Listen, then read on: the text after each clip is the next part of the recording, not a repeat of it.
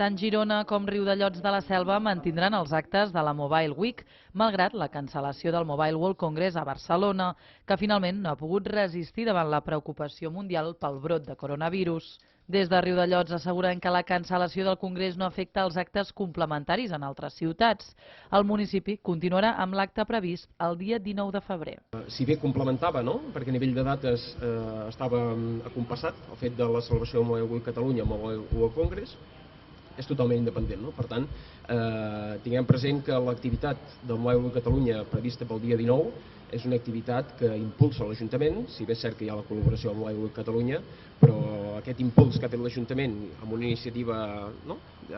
A partir de l'Ajuntament es manté, perquè tampoc tenim cap instrucció en un sentit oposat, no? Per tant, en principi la programació està publicada i es mantindrà en els termes que està publicada a les sessions. Les activitats a la capital gironina estan programades pel proper dijous 20 i divendres 21 de febrer al Centre Cultural La Mercè. Dues jornades amb conferències i xerrades que posaran el focus aquest any en la tecnologia com a eina d'inclusió social.